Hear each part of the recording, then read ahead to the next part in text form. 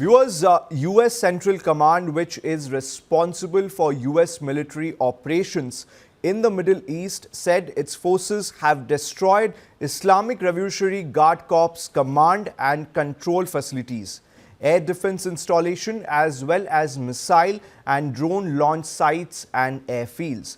Now, CENTCOM provided no evidence for its claims, which is posted on social media.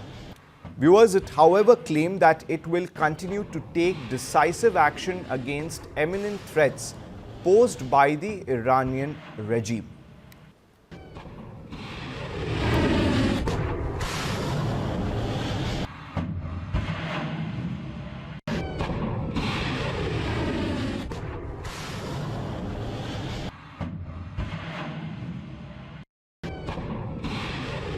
I'm being joined by Major General S.B. Asthana. Now, Major General, thank you for speaking to News9. Now, my first question, can the air power alone achieve the strategic goals here? Because we have seen the reaction coming in from US President Donald Trump after Iran launched the attack on US embassy in Riyadh. US is unlikely to achieve its strategic goals for a very simple reason.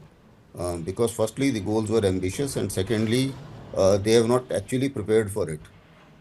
I think US assumed that only by standoff attacks, irrespective of how fierce they are, they will be able to, one, change the regime, and two, create the kind of degradation of their nuclear, missile, and combat capabilities of IRGC in a manner that they may not be able to respond. Now, that is not happening. Even after Ayatollah Khomeini has been killed, I think they have had plans and have put some kind of command structure in place, number one. Number two, they are striking and they are avenging the death of their supreme leader as well. Now, I think with the kind of expansion of targets and expansion of the battlefield in terms of even striking their embassy, and then Hezbollah also joining up in striking Israel, and the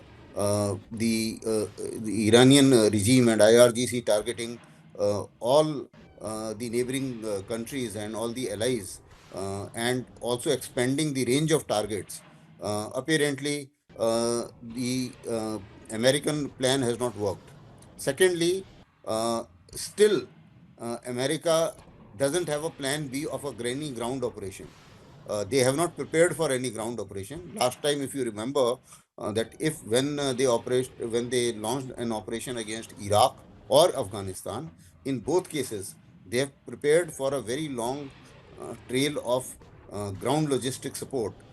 In first case, in Iraq's case, it was from Saudi Arabia.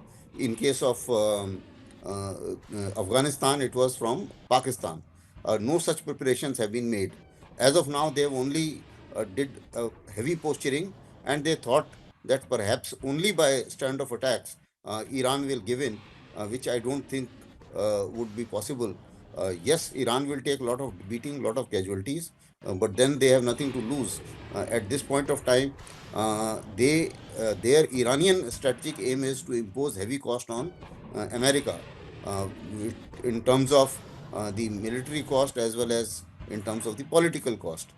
Now, attacks on their allies is a case of political cost as well as economic cost. Attack against their bases is a case of military cost.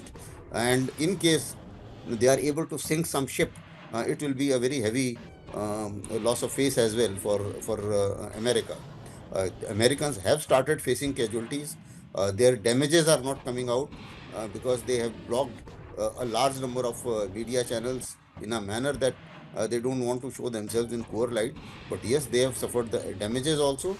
And same is the case with Israel, which has also suffered some kind of damages. So there are damages which are going out nowadays. The picture which you are seeing of damages is more of the Iranian damages as well as the damages in the countries that is around Iran, where Iran is striking, and the damages are become public because of the free press that side. So that's how the things are. Yes, there is no doubt that they have not achieved their strategic aims. Well, Major General, how vulnerable are the US bases right now in the Gulf? And with Hezbollah launching attack on Israel, does Israel also face a crisis on two-front war? Certainly, Israel faces a crisis of two-front war, but Israel is capable of handling it. They have handled it earlier. The only problem will be the interceptor missiles, which they will run short, because now a large number of them are being consumed by US themselves in and around Iran. That's one part of it. Secondly, as far as the US bases are concerned, they are also vulnerable. They don't have the kind of air defense which the Iron Dome has. Now, to build up their air defense of all those bases, that was the major reason why they had brought those aircraft carriers there, because aircraft carriers have got a fair amount of air defense capability, which can give some kind of cover to these bases as well. But now the problem will be that after some time, both sides will start running out of the critical ammunition. In case of US, the air defense ammunition may create a problem, as there are certain reports of United States itself where they have shown some concerns about the shortage of air defense ammunition, especially the interceptor missiles. And in case of Iran, their missile strength will also deplete. But what I visualize is that the way Afghanistan fought, Iran is thinking of fighting almost in the similar lines for a very prolonged period. They will reduce the intensity as well as the frequency of their missile attacks and drones and try and preserve some. At the same Means, time, yeah. they will also continue interrupting all these bases, because 2-3 attacks on ships, 2-3 attacks on merchant ships, 2-3 couple of attacks on, shall I say, Strait of Hormuz, that can keep the entire region boiling, even if they don't have to fire for effect.